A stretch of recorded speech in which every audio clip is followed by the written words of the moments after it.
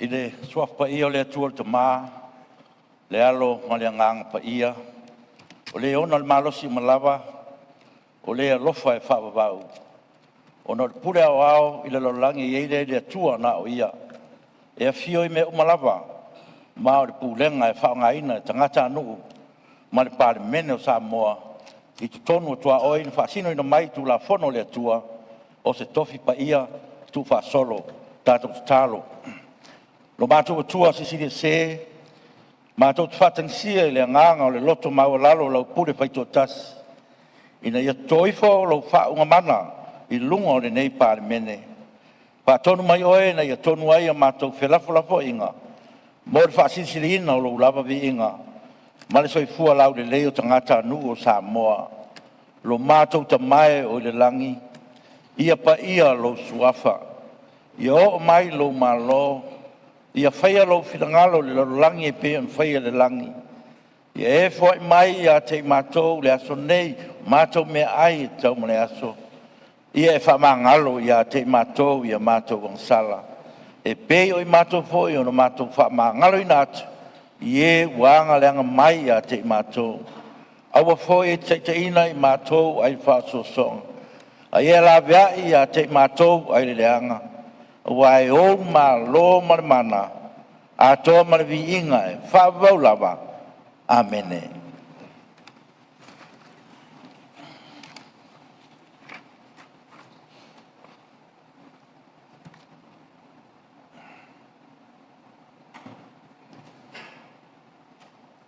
Baftai.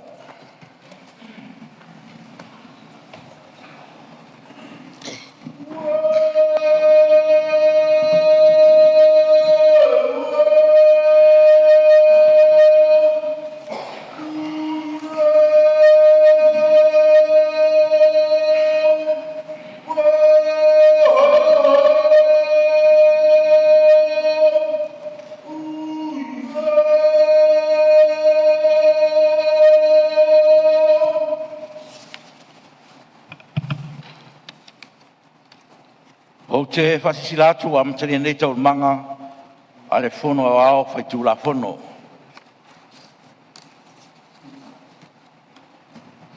A wā e leo sa sae po sifo po le vau e iei maunga. A le tua na te whamasina ina. A maua lalo ina le tasi o ia fwoi na te whae ina i lunga le tasi.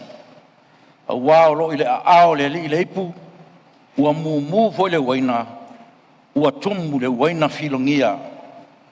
O le mtautia le nā mana sisiri ese o le tua lo whaavaya i Samoa. O le tua whaivabenga. O le tua o le ola. O ia lava, o le ola fau ma le tae o fau. Ma le malama leua, tātou toi poto ai ma o ta whonu nei. Tā lofa, e le tu le moe, e le moe lava o ia. E leo leo, e pui mai pēr o nā lofa, ina nei ma pewa o lo tātou vai i le ala. O le atua lawa ia, o le soifua, e soifua lawa pēr. E au e lawa o no tātou toi whafo i atu vi inga i a te ia le nei tai au.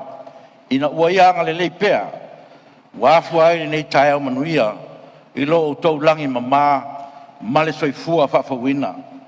Tau ia o se ngangana al fongtalai, e nao na whātu lima, whawhero i atu ai, i le pa ia o le Palemene, i ona tūlanga mamalu, ma le alo ia. A mamalu foi, ma sae rea vea, e le popo, e le solo foi, i sa ngana, o le a whata lolo, ia i le usonga, e le lato whatu a inga tausi. Le pa ia foi o sao dato maota nei tai au, sui mtanga ruenga, ma nisi o le tunu o tato mafuta, whata alofa atu, ma lor soifua manuia. Lau se sila wha fong tapo e mai Samoa, i o tūlanga wha lupe ina, e iai ni talitonunga, o lo oanga le lei pēr lo tātu utua, ma lo soifua manuia, ma lo le langi mama, tapo e maia, ma le manuia. E le toi asa i tua se ngangana al fong talai, e tau na ou tua lalo atu ma le loto mau lalo, o futia walu ma le tae o sola, o anga lava ia o le tātou maota. Ua se tunuma lava na mamoe whatasi le anga le leo le atua i le nei tai au. Ma talo talonga sa tātou lafo i atu i a te ia. I o tātou whamangaloai wa Samoa o le nuu o le ainga foi. E whe malua i suafa. E whe malua i foi le nofu ai o Samoa i to tonu o le nei maota. O oe o au lava lea. O au o oe lava lea. Tu lou le ngana tō i a tia. Ai au ngāre nei pae inga mo le solo ai mai o isi pae inga o le Palemene le lumanai. Tātou lafo ia me umai le atua. O ia e ona lo tātou wala wina. Lana pule lea o te tatalo atoi pēr i a te ia sanga whamanuia e Palemene o Samoa. Ia iei whorona alofa i le tātou ngā ruenga nei aso. Manuia le usunga whono o Palemene, manuia le tapo e mai o si o tātou atunu.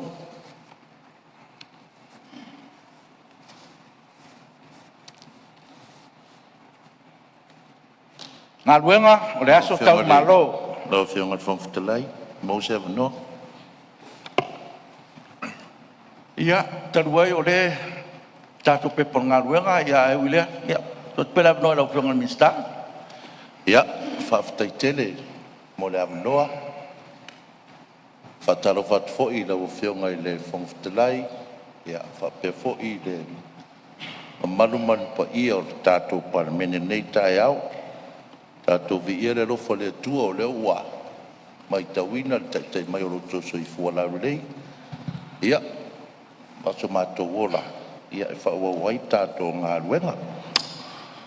Alo fionga le Fonotaga ia. Walu atu la soa nafi ma ni whaale tonu fo i wha maru atu lau fionga. Ai, ia la wana manatu. Ia le alo pe luma le sao tātou Palemene a wale. Tāpua inga malo se tātou atunu. Ai o tu la ila o fionga le Fonotaga. Pe on silfia le o fionga le sa tu inatu le lafo al tātou malo. Ia le fo au mai le tātia la o fionga. O le upumoni la wala o fionga. Ili te ena e tātou malo le finangalo tūtasi ala o fionga. Ai sa manatu whapea sa tauna whaatatia mai pēr ngā ruenga tātou Palemene. Ina ia whaamau ai ia se tūranga. Na whaaudo toi le lafo, ia peitai. Ia o lea le o tūra i mai ia se tūranga whapena. Ai o te talo atu lawa lau fionga. E whaamanino mai. Ia lo finangalo o te ena i le lafo. E pēr o tūra i atu ngā lau o fionga. Ia mai whaaro te re whapea ai o le atu mai Palemene. Pei foi o lofi na ngalo sa whaalia i ta upuan nafi. Ia e pei tai reo le ai mauti fia whaalongolongo lau fiong. Po le atonu ni mea o tue lofi na ngalo mai whaaloa. Nā lo whaftai, tau noa ngā lau fiong ali minstao ngā runga tele. Ia tātou whaamalulu ai foi. O a foi ni mea na iera nafi, ia leo o watu malu puenga. Tātou whati e mea i nuu le ai nā. Tātou wā tai tai le tunu na tofi mai. Ia, tātou te saili, ia se manuia o si o tātou tunu, ai whaftai mo le saunuanga. Ia whaftai foi mo le finangal whalia. Ia, e au ngā foi se manatu no foa, au whafongfonga foi tātou Palemene, i mafuanga foi, wa mafuai le tūlanga le pia na saunoa le pionga le minsta. Ia, o le na toetu ina mai le aso nafi le lafo, lo sei nia mai e minsta ngā luenga pa pe hon minsta pa msnonga. Ia ole ano liu lavo le lafo mo si de fia Palemene. Ole leva tu tuina o Fonotaga, ma sui Fonotaga. Ai fa vai i le vai nga fasu wiva, ma le lima su wadu fa vai. Ia ole ano liu le na ole lafo na tuina mai. Asi sila lau tō whionga le vai nga fasu wiwa o whawai. O lo manino ina o le whiriwhiria ina o le Fonotaga. E le o iai se tūlanga whapena o se le whatutua ina o le Fonotaga le vai nga fasu wiwa. E whapena fo le lima suru waru. E le o iai fo se tūlanga whapena e ono au mai iai se whatangana whawai. E ono whatuina ai se lafo mo le whatutua ina. O le Fonotaga, ma le sui Fonotaga. E se mei e lua, e le lei fo le maramara o tātou Palemene. E se mei e lua, o lafo ia na mai atu nei, o le le whaatuatuina o le kapeneta. O lo manino lava I tono o whawai, torsu toru, pui lua, pui pi. Manino in express words, no confidence in the cabinet. Express words. Lala na lena, whai e tātou lafo I lua na mai atu nei. A ole se lafo, se le whātua to ina o whongtalai, masui whongtalai, I to tono o tātou tū lafo na whawai. Ma tū lafo na tū maul maota. Ia o leo te wha maru lua tu ai. O le wha vai na se wha unga poi wa batu. E le whongtalai. Ia mo le pui alaba. O le no foa o tātou atunu. Ia e peo no o sa whai atu ai. Nei se tu lou. Mafu anga na. E tō wha maria ia la. Lau whionga le minsta ma le. Ma malo le tātou kapineta. Malo le tātou maota. Ia o anga ia ma tū ma. Ia le lava ku tātou wasiasi ima ia tūlanga. E tātou wha moi le atua. Le tua lava na tutofi o tō whionga. Ia wa lava le teite inga le maota. Ia wa lava tātou ngāruenga whai. O lo tā pena mai tātou ngāruenga. Ia wa lava. Ia wha ngā solonga ma lo tātou wala wina. O le nganga le man wha aloalo lau whionga le mista ngāruenga. Wha maru rua tu foi. Ia ele tūlanga wa watu ai se. Ia ale tūlanga le nāe wha manino tuai. Ma le ngang wha aloalo. Ia, whaftai le ua manino le whato whala inga lau whionga. Ia, o nei tolu a mātou lafo le malo wa te ena. Whamole mole lau whionga. Ia, sau no manino loa. E te ena uma lafo ia lau whionga ma le whaaloalo. Wa o le tau te tala noa I tua ia tātua fitusia inga. Ai mānei a lau wale alo ia I tono le Palemene ma le whaaloalo. Ia, whai te fo ili na fo o ngā tono tātou pepa o ngā ruenga. Mea nau te wha maru rua fo I lau whionga le minsta. Ia e lau tono pepa o tātou ngā ruenga. Ia e al manatu. Ia le lava o tātou fitusia I tua atu le Palemene. Ia na wa watu se nganga. Ma le nganga whaaloalo lau whionga le minsta. Pa te tele lava mo lau whina ngaro malama. Lau whionga le whongwhitalai. Se awanoa whamule mole. Ia se tūlai mai lau whionga le sui Palemia. Ua maua saunuanga lau whionga I le nei matau. Ua tele fo yaso o white nai lau whionga ia mei se fo alafu o tui nati. Pau te tūla I atu le nei tai au e whaisina tala tau na whapula te isi vaenga o tū la whono. Ono leo saunua manino lava lau whionga. E le ai ni tū la whono. E ono au mai ai se mata upu whapea e to tonu o le. Malia lau whionga sui Palemia.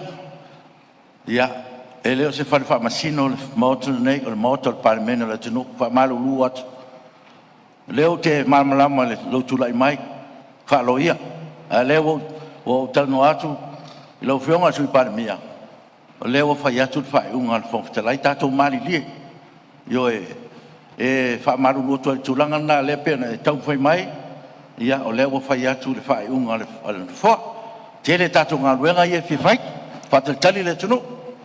Ia, malia lau whionga. E mana o mia so ua wanoa se whai atu sa tala.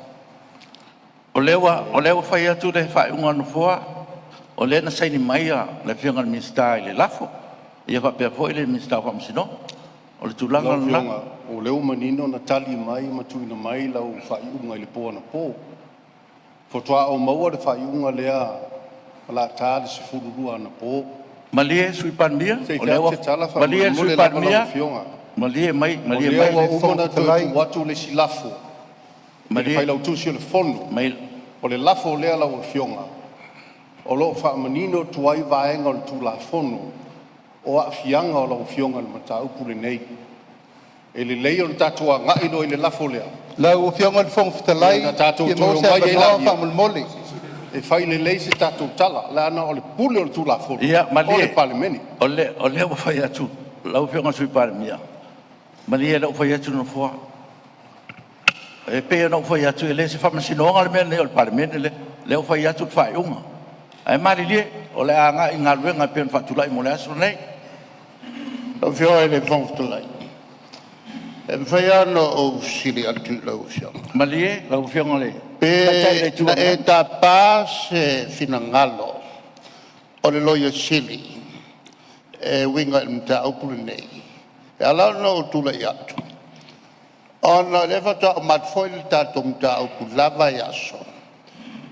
na tapai le finangalo loyo sili lima ta inai la ofionga matato uma o le kele fale kongu nga dia limbai tono al mauta le nei e lo palota ai le ai sau palota tau da palota ya malie le al mefa pea malie le tai le tua patali malie ana ko savali lo fa malie la ofionga ona ta watu le yate oe malie ma ko kele fa ko ko ko oe malie maya ya wa tayao wa ese foi manat ya wa loi foi ian fo ya ese foi tu nga wala le wa fa tu mai no fo ayo to fina ngalo mali di ole ta wo le lo yesili ya o lo ia lava le lo ia fa pitoa ale fon ftalai ole lo yesili e fito ton lava par mia mal capenet o tu langa la alo lo fionga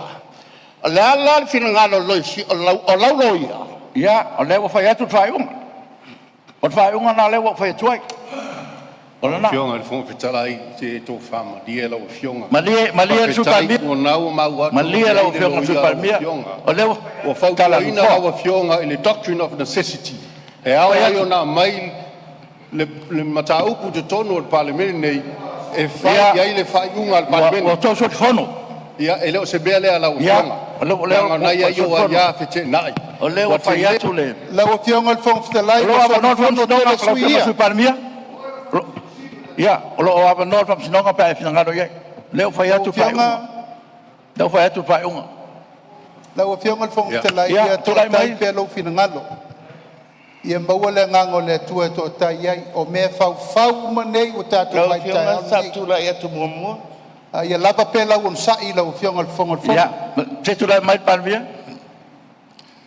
partai lo fionga ile fon fitalai ia aton fo i ua tulanga ese fo i tatou amatanga o lenei aso ai o te tarusaga pea ia faatoʻatoʻa le tatou faasoa ina ia fai foʻi o le manino o lou finagalo ia ae faapea foʻi ona fofola atu se taofi o le kapineta lau fioga i le fogofitalai a ou faauigaina lou finagalo e leai se avanoa e au mai ai totonu o le palemene lenei se manatu o sui o le palemene e faasino i le gaioiga a lau fioga ona ou manatu lea lau fioga i le fogofitalai ailoga e tulaga saʻo lea na o le pau le tatalo lea e avatu au mai pea i totonu o le mauta tatou te faasoa ai ona manino ai lea a faapea o le a le mafai ona tatou faasoa i totonu o le mauta auā o le mea moni lau afioga i le fogofitalai faagasologa o le fonotaga lenei vaiasa ia talofa i le agaʻi i luma o le palemene pe a le mafai ona taoto le tulaga lea ae maise o lau afioga o le taʻitaʻi o le taʻitaʻifono o le palemene le agaga lenā e tulaʻi atu ai lau afioga i le fogofitalai ono saʻi lou finagalo e faigatā foʻi ona o le mataupu e faasino iā te oe ma le tulaga la lenā e amai ai le fesili ona o le mataupu ua faasino iā te oe ua lē mafai lava ona alofia lou te ena a o le a le auala e faaoo atu ai se lagona se manatu o se mau a sui o le palemene i lau afioga ma le faatautaiga o lau galuega e puʻupuʻu a le fesili lau afioga pe ua iai lou finagalo e lē saofagā po le a le auala i totonu o le mauta lenei e oo atu ai sa matou upu e tusa ma le faatautaiga o utiuti ia o le fesili lea ma le faaloalo ia malo faafetai te tulaʻi mai le sui o gagai famagotolu matou te asuasu atu pea vai malui fuega ia faifai malie lou finagalo E le na o se fofonga fetalai na o le tu ma le tu o le no fo le vai ngol Palemene. O le mātou tiuti o le lalango atu e pui pui whai unga. E wha tonu fo lau o le Palemene nei. O mawai anu ana nafi. Lea wa e sau noa o tātou tatalo maua le nganga o whaafilango lango mai. Tātou fo i tua. Tātou fo i luma e whaere ngā luenga. Alal tai aure nei. Ua a mai lau whai unga lau o fionga. O ai la sesi whai unga tātou te wha tonu fo lau ai. E la vai muri tai me umai tūlanga le wha vai. Leo mātou i lo le lafo le ua mai. O le laso e wha sanga i lau o fionga. O whea le wha vai o le mālo. O iai se mea le wha vai o le mālo. O iai se fesiri wha pēa. E fesiri ngi ai le avese o le fonga fetalai ma le sui fonga fetalai. E le ai. Lau fiona i fonga fetalai. O le la ua whai lau whai. Tonua le fia. Malie supalia. Ono leo wasili tonu mai Malie sui. O lea iai. Malie sui. O le ua mai lau whai. O na vatu sa matou. E lei se mea. Tala e abi ese lau. Tuala. O le iai. E lei se mea. Ale iai. E lei se mea. O le whamsinonga po whesa o le mea usau no mai fonga fetalai. Ana tu mai E le whai a i tong tau. Malie. E le whai a i. La whai atu ki tāra Tātou fia so e pūna le fonga fetalai. Lau, fiona tāsi. O le whamsinonga. Ia tātou malilie lua fionga. Malilie mai lua fionga. Malie mai lua fionga. Le ua whai le whai unga fonga fetalai. Malie mai le ngātura nā. Ia se fai se tala le Palemene. A fia lau fionga le matau. Fai le mea sao. Fai le mea sao lau fionga. E le ma fai na tai nofo oe mai toe wha masino oe. Ma fai lau fai unga iate oe. O no foa. Le no nofo atu ba. O no foa le tula fono me se Wa foa. fia le foa lau fionga. Ua o ba le soli fono le sui lea. La pa fionga. O mtau tia le mea leo Ia, tia mai. la Fa leo no pa. tere loto e lau Vai tu fionga. tala no foa. O leo lo ta oto. Vai tu tala no foa. Doctrine of necessity. E fa tino ele me Tita vai tu tala no foa. Ia. Ma lo fina ngalo, lau fionga tu mai Palemene. O le toa malie ma le toa fine mu le me mo mia tātou. Ia, mai o leo sa noa le tu mai Palemene siava noa e siringi ai le fonga fetalai ma le sui fonga fetalai. Ia, o le Palemene te mo kalasi e wha vai tu la fono. Au tu la fono. Le lava e manino a tu la fono. Io e le ai ma se mea e ono tala no ina ai se lafo. E le fa tu ina ai le fonga fetalai ma le sui fonga fetalai. Ia o upo manino a ia. Ia o mea e le si sira ma mau foi nai o tatou tu ana fai o tatou fa vai. O le ala na ai o le manu nisi tulanga. E ese mai ai la ele tatou lafo ina uma ne kapeleta. Pe o tulanga na la o venga tamai Palemene. E le fai ona se ese no poa. Ele tula fono. Io o tula fono ai o vai fai mai tula fono. O le so se palota le fa tu ina in express words is a tula fono. Ia le o tua tatou tula fono. Le o talia foi ele fionga mi stau ngalo ngata tele I lona fina ngalo tamari. Ia se fa mtalanga o tu inatu. Melea ia io to family foi la fionga te tele tu ngai. Ia o tatou ai o tai le tunu o le wa watu se tala no foa. Tatou mau per file mu mai le tua. Io tatou fa mo le tua. Ia e fa pena al tu langa o le tatou ngaluenga ma le fonga fetalai ma le sui fonga fetalai. Ia le wo fa manino atu ma le ngang fa lo le pai o mota. Mari ia ma to fa mari dia. Ia tatou fale ia le tua o to fina ngalo. Ia o lo fa tali le tua ma tatou ngaluenga lau pionga mista ngaluenga. Ia whaftai. O leo matua manino lava ia lau forsanga. E le tūlanga o le te ena uma lafo tātou maron tu inatu. E pea no whai atu sa tau ona mai e tātou Palemene tai pei foi. O lafo ia na te atu nei. Ia ona i leo le manatu lau o whionga le whonga talai. Ia wha maruru atu. O le atu muli maro. Ma wha rara. Daftai.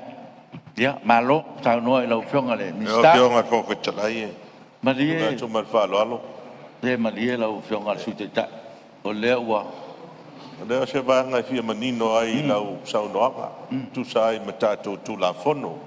tula fono tu mau e va pe foi tula fono fa vai ono no winga la pe I falling mai la fa longo e le ai lava se awala a se me fai ai ona fa nga fua no fo fo fitalai e le tulanga le te sa no e tu sa lava pe wo ni tulanga wa ya fite nai wa fa pito fa tu au wa le fia ma le na mi al mota e le fa yala na vese lo fio ia o lau ho man fa mane no atu tato tula pon tu mau tula pon not ia me se foi tula pon fa vai to family o le lava wa tu sa matu ta ia pe le winga na la ofisili pe ma mai ona tulanga foi na la tau fa mai sui Palemene I lo na ia taito nunga I le tula fono ina ia tau ona tato mun tai tula fono le voi sa tapa wala se fautuanga fa tula fono alo ia lo official fono man lo isi o be le tato solo nunga tula fono na le tula email o se vesi ai e te tau o le wa mai le lafo alo I lo la taito nunga tula fono tu mau e le tau na fa isi fina ngalo Palemene o le wa uma fa le o mai se lafo o uma na te ena le lafo pe no fa ya tu uma na te ena le lafo naf ia pe le winga le o mai tono Palemene do fa mali le winga la ofisili o le fa unga fa le lafo ona wa mai alo ia e fa le mota de ia le wa fa ya tu sia lo fio le wa fa ya tu le o te ena le lafo ona fa vai me le no fa tu nei ia me se le lafo ia fia lo fio le o fio o te leipe o sia no tu la fono langa na o la sunga fo lo ia te mal le tu la fono ia o papel ba fanga la ia no ta no at o tu la fono ia o na o fa ya tu ta tato mali dia ele o ui ese ale le fon tala ia la tu la fono ia o le wa mai tau atu la pe ngata mai tai Palemene wa mo tu ole tato mauta kapeneta pe te mapua Ioi, lau fionga le lau fionga il fong fitalai. Ia, sa ia manatu e te tala lau fionga, fai luma ia le neim tau, ai pekta. O le lava ua fesili sui Palemene, fesili atu le sui taitai. O le fesili lava le tasi, le na otu inatu I lau fionga. O lona winga, e le ai lava se ava noa e mawhai ona au mai ai lea mata upu I tu tonu o le maota. E tau wala mai ona o se fina ngalo o sui o le maota. Lau fio, o le malo, ua au mai foi ia le tusi langolango, a sui o le tuangai, I le tu lea. Na lau fionga, o le a whawhinga tā tele o nā ngā I luma la tātou ngā kuenga. A ua iei le mātou vainga, I lau teitainga, ua te le a whainga, o le whawhueina o tātou mta upu, I awala e uia. Ma ua ariali, a ia white nai. Ma ua lanu wai au whai unga whai. Aru nei vai aso, o atangia. O tala, o whai unga, o le whaatinonga o tātou whaasoa, o whionga le whangtalai. O I tū nā. A whaila ua le tawhalo whinangana. E a wanoa le mautare nei tātou te whale e. E o nei maria le. O la sol muli malo. Mai o lona winga. E ese desi au wala. O le a su e ai I le matau kune. Ai sa mau lunga fa moi moi. E ma fai ona fai tonu o mautare nei. Paftai, ya taftale pelo piongo te mai tai Palemene, ya maloa sau no, ya o le fina ngalo lava leo lau pionga mal kapeneta, ya ai pea no ufa ya tu, ya tatu fasiri tatu tula fono por almena le tu o tonu ia mea, le winga tonu na, o le abe seina, o le fongtalai mal sui fongtalai, e lo ia tonu tatu tula fono, le ala lea. E tonu ai o le Palemene. Ia, o le lava o te tala noa tu ai. Ia, o le lava o te talo atu I lau whionga ma le sui Palemene. Ia, Tātou la palen tātou on sa. Ia, malia la ufionga. Ale wei toi ta ua si o unua. Malau sa unua whaapea e lo isi tu la fonu, le umana whailo atu. E iei fo ile malo si anga, the inherent power so le Palemene. E whaia ia tātou tu la fonu.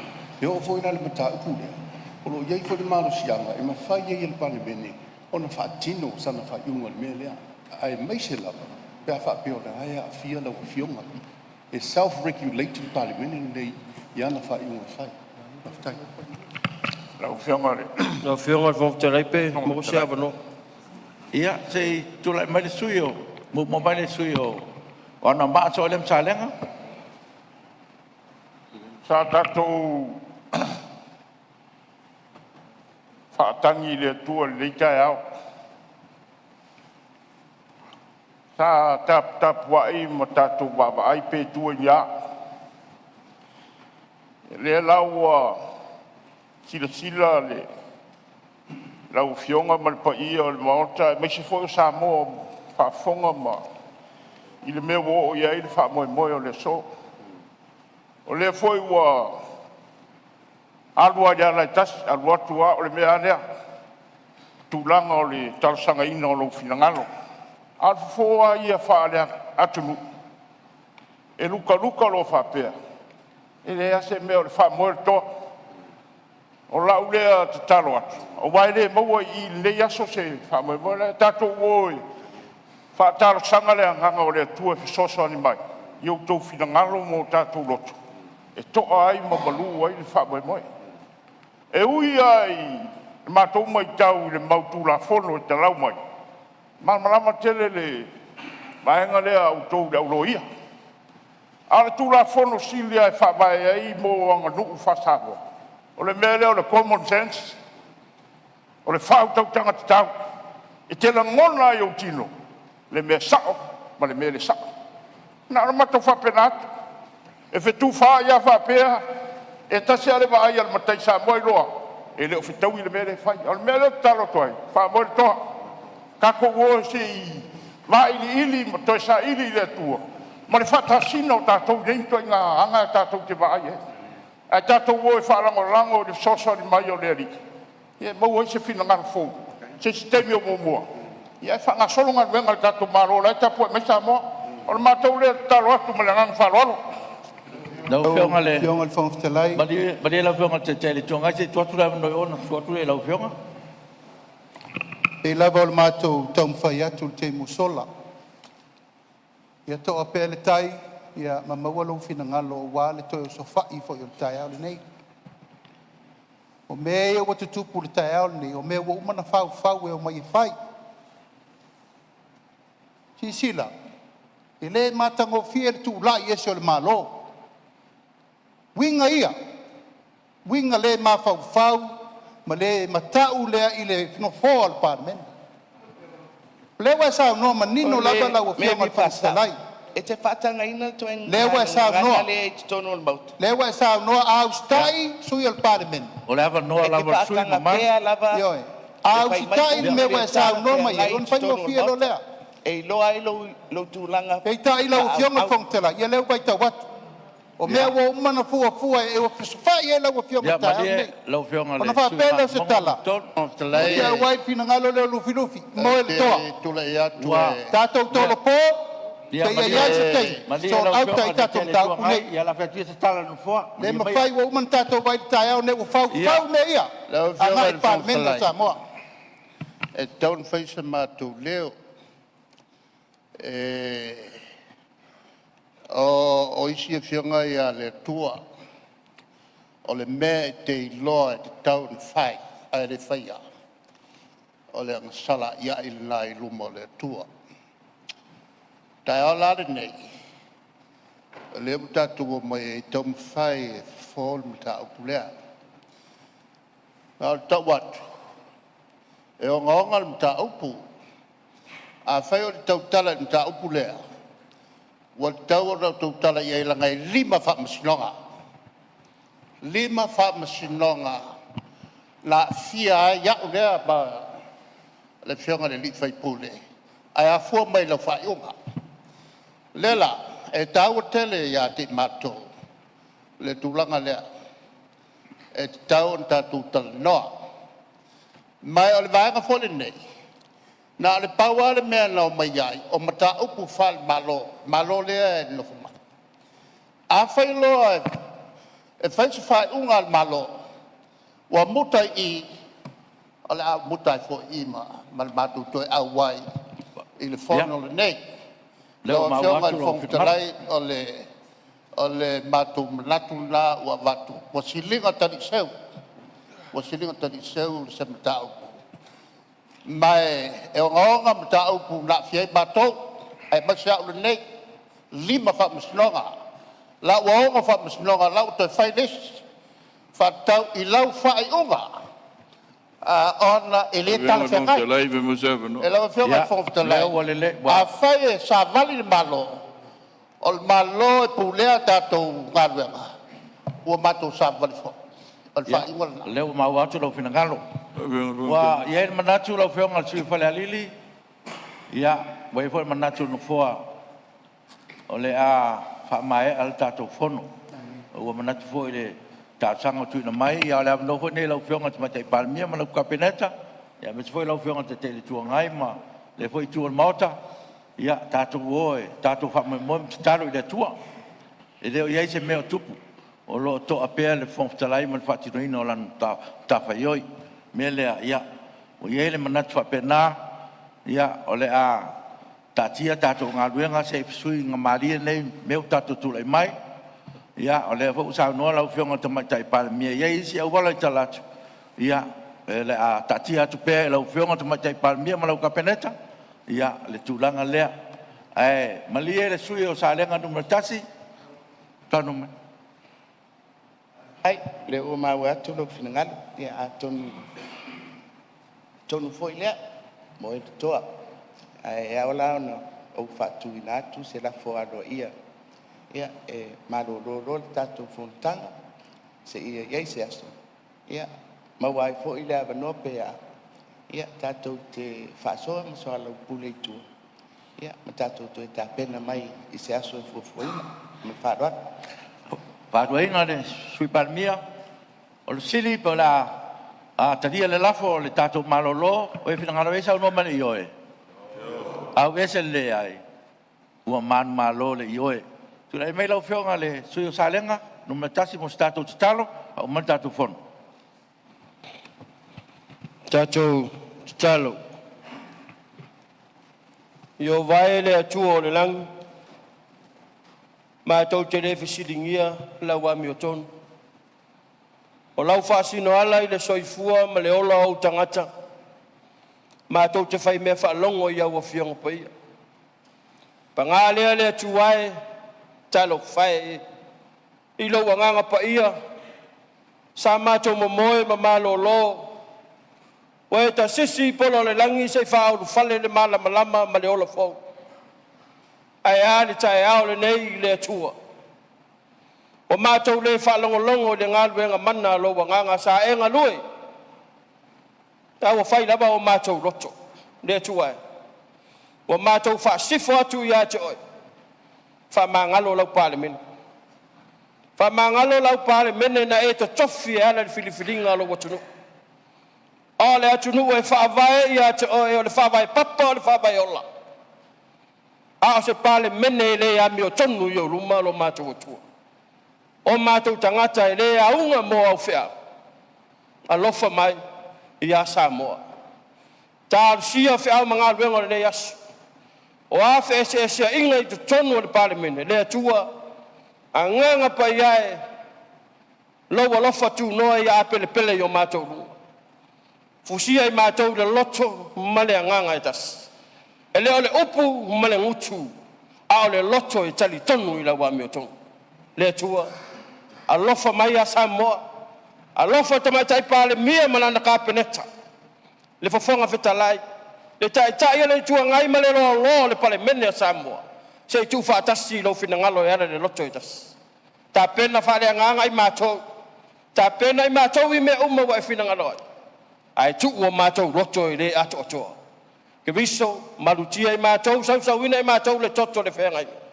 Le angeru tausi e leo I mātou leo fale ma leo fafu. Ai maisi o whea mga ruenga nei vai aso. Ono Yesu. Amen. Alo, whaafitai.